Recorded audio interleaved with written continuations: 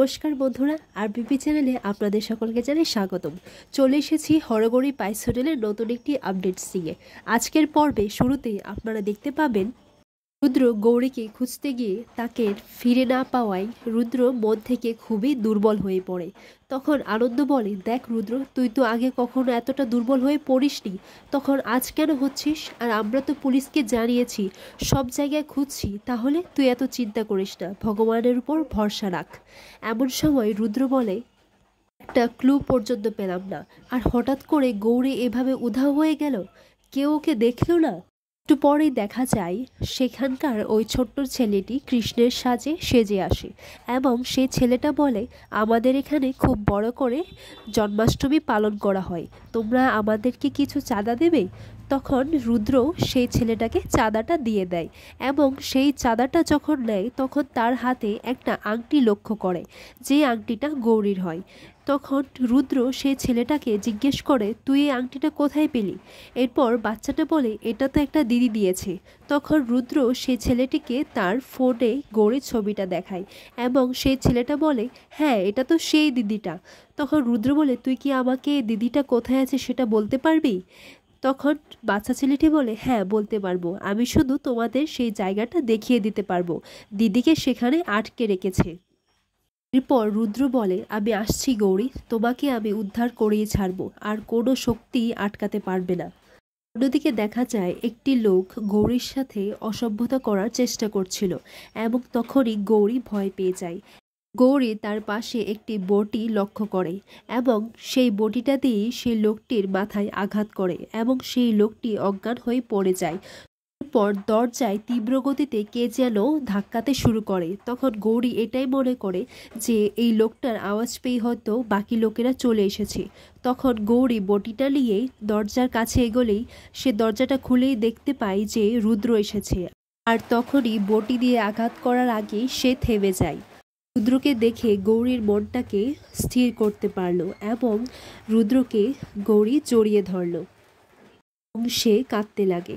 কিছুক্ষণ পরেই দেখা যায় সেখানকার গুন্ডারাও চলে আসে এবং রুদ্র আর গৌরীকে আলাদা করে দেয় আর গৌরীকে সেই ঘরে আটকে দিয়ে যায়। একটু পরেই গৌরীর ঘরে সেই দুজন মহিলা ফিরে আসে এবং সেই দুই মহিলা গৌরীকে আটকানোর চেষ্টা করলে গৌরী তাদেরকেই ভয় দেখিয়ে সেখান থেকে পালিয়ে যায়। এদিকে দেখা যায় ঠাম্মি পিয়া আর রুদ্রের বিয়ের তোড়জোড় করে আয়োজন করছে। তখন রুদ্রর মা বলে, আচ্ছা মা, রুদ্রকে এইসব না বলে করাটা কি ঠিক হচ্ছে? ওর ঠাম্মি বলে, না জানিয়েটা মানেটা কি? আর ও তো বলেছেই যে 12 ঘন্টার মধ্যে যদি গৌরীকে ফিরে না আনতে পারে তাহলে ও পিয়ার সাথেই বিয়েটা করবে। আর লগ্ন তো মাত্র 3 ঘন্টা বাকি, আর 3 ঘন্টার মধ্যেই 12 ঘন্টা পূর্ণ হয়ে যাবে। আর তাছাড়া তুমি এসব চিন্তা করো না, তুমি বরং বিয়ের ব্যাপারটা নিয়ে ভাবো। এই মুহূর্তে দেখা যায় রুদ্রকে সব গুন্ডারা মিলে আটকে রেখেছে এবং তাকে বেঁধে রেখেছে। রুদ্র বলে, একবার পেছন ফিরে তাকা।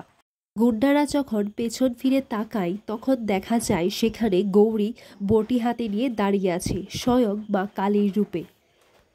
তখন গৌরী বলে, ওনাকে ছেড়ে দে, আর ওনাকে যদি না ছাড়িস তাহলে কিন্তু খুব খারাপ হয়ে যাবে বলে দিচ্ছি। ওরা নারী শক্তিকে এখনো চিনিস না।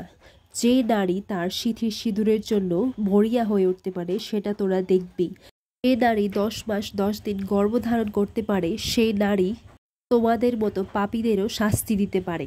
এরপর গুন্ডারা বলে, এই ও বেশি বকবকারি করছে, ওকে ধর। এরপর গৌরীকে ধরতে এলেই রুদ্রও তার হাতটা ছাড়িয়ে ফেলে।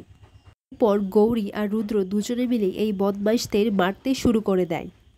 আর এই দিকে দেখা যায় আনন্দ এটাই টেনশন করে যে আমাকে এখানে দাঁড় করিয়ে রুদ্র কোথায় চলে গেল, ও তো এখনো ফিরে আসছে না, ওদের কোনো বিপদ হয়নি তো?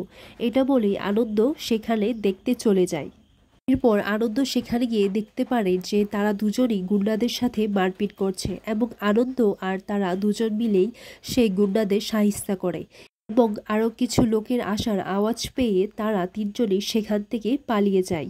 রুদ্র গৌরীকে বলে, আপনি আমার হাতটা শক্ত করে ধরে রাখবেন। অন্যদিকে দেখা যায় পিয়া নতুন বউয়ের সাজে সেজে উঠেছে এবং রুষা তাকে বলে, বাহ দি, তোকে তো খুব সুন্দর লাগছে, অনেক খুশি তাই না? তখন পিয়া বলে, আমার অনেক দিনের স্বপ্ন আজকে পূরণ হচ্ছে, খুশি হব না?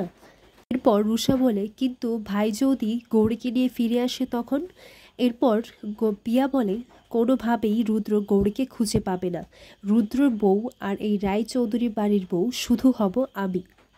কথাটা শুনে রুষা বলে, এত কনফিডেন্স তোর?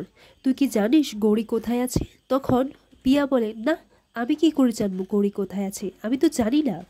এরপর রুষা বলে, আচ্ছা ঠিক আছে, তুই তৈরি হয়ে তাড়াতাড়ি নিচে চলে আয়।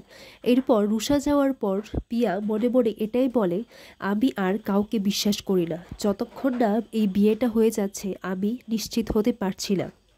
এর পরের মুহূর্তে দেখা যায় গৌরী পালাতে পালাতে ক্লান্ত হয়ে পড়ে। রুদ্র বলে, আপনি সকাল থেকে কিছু খাননি তাই না, তাই এরকম হচ্ছে। এরপর রুদ্র গৌরীকে কুলে নিয়ে সেখান থেকে পালিয়ে আসে। আর এইদিকে পিয়াও চলে আসে বউয়ের সাজে। তখন পিয়াকে দেখে ঠাম্মি বলে, ও মা, কি সুন্দর লাগছে তোকে দিদি ভাই, দেখ আজকে আমার মনের স্বাদটা পূরণ হচ্ছে। কিন্তু রুদ্রর মা আর ঋতুরাজ এটাতে কিছুতেই খুশি হতে পারছে না। রুদ্রর মা ঋতুরাজকে এটাই বলছে, রুদ্র গৌরীর খোঁজ পেল কিনা সেটা কিছুতেই বুঝতে পারছি না। পর অন্নপূর্ণা দেবী বলে, মহেশ্বরী যদি আসতো তাহলে কত ভালো হতো বলতো।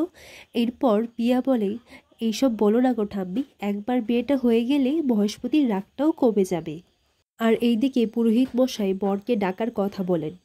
পর রুষা ঘড়িটা দেখে বলে, 12 ঘন্টার হওয়ার মাত্র 2 মিনিটই বাকি আছে। এইদিকে পিয়া মনে মনে এটাই বলতে লাগে, রুদ্র চলে আয় চলে আয়, তুই গৌরীকে আর কোথাও খুঁজে পাবি না। গৌরী চিরকালের মতো হারিয়ে গেছে। এরপর ঠাম্মি রুদ্রকে ফোন করার কথা বলে, ওকে ফোন করে বাড়িতে আসতে বল। বিয়ের সব আয়োজন হয়ে গেছে, জোগাড় হয়ে গেছে, লগ্ন পর্যন্ত পড়ে গেছে। আর ও কিন্তু বলে গেছে যে গৌরীকে যদি খুঁজে না পায় তাহলেও ধিকিয়ে বিয়ে করবে। আর তখনই রুদ্র বাড়ি ফিরে এসে বলে, দাঁড়াও ঠাম্মি। এরপর সবাই রুদ্র আর গৌরীকে একসাথে দেখে অবাক হয়ে যায়। আর পিয়া বলে, রুদ্র গৌরীকে কোথা থেকে খুঁজে পেল, আর কি করেই বা এটা সম্ভব হলো? গৌরীর এইরকম অবস্থা দেখে রুদ্রর মা বলে, কি হয়েছে রে গৌরীর?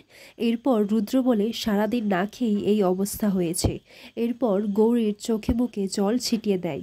এরপর গৌরীর জ্ঞান ফিরে আসে। গৌরীর জ্ঞান ফিরে আসলে রুদ্রর মা বিমলাকে বলে, যা ওর জন্য গরম দুধ আর খাবারও নিয়ে আসিস। তখন ঠাম্মি বলে, না, কোনো দরকার নেই, সবাই এখানেই থাকো। যার জন্য আমাদের বাড়িতে এত অমঙ্গল নেমে এসেছে তার এত খাতিরদার করার কোনো দরকার নেই। আর এই মেয়েকে বাড়ি থেকে বের কর রুদ্র, আর তোর আজকে ধিয়ের সাথে বিয়ে। এরপর রুদ্র বলে, তোমার তো হিসেব কখনো ভুল হয় না ঠাম্মি, তাহলে আজ কেন গুলিয়ে যাচ্ছ? খুব ভালো করেই দেখো, আমি 12 ঘন্টা হওয়ার আগেই গৌরীকে নিয়ে ফিরে এসেছি। আর আমার কথা অনুযায়ী আমি ধিকে বিয়ে করতে পারবো না। গৌরীকে আমি বিয়ে করেছি, আর গৌরী হচ্ছে আমার বউ। এইসব কথা শুনে পিয়া মনে মনে বলে, আবার আবার এই গৌরী আমার আর রুদ্রর মাঝখানে চলে এলো। এরপর ঠাম্মি বলে, যে মেয়েকে তুই বউ হিসেবে পরিচয় দিচ্ছিস, তোর কি লজ্জা হচ্ছে না? যে মেয়েটা আমাদের বাড়ি থেকে চুরি করে পালিয়ে গেল, আমি তাকে এই বাড়ির বউ বলে সম্মান দিতে কখনোই পারবো না। একটা চোর কখনো আমাদের বাড়ির বউ হতে পারে না। কথাটা শুনে গৌরী বলে, কি? কিন্তু আমি চুরি করিনি, বিশ্বাস করুন, আমি চুরি করিনি। এরপর রুষা বলে, তুমি চুরি করোনি? তাহলে গয়নাগুলো কোথায় গেল? গয়নাগুলো কি পাখা গজিয়ে উড়ে গেল, আবার এখানে ন্যাকা সাজছে? এরপর রুদ্র গৌরীকে বলে, গৌরী, কালকে এক্স্যাক্টলি কি হয়েছিল একটু মনে করে বলো। এরপর গৌরী বলে, কাল রাতেই যখন নিচে কীর্তন হচ্ছিল তখন আমি ওপরে গিয়েছিলাম, আর আমি ঘরেই ছিলাম। তারপর ক্ষীরটা খেয়েই না আমার চোখটা কি করে জানি বন্ধ হয়ে গেল।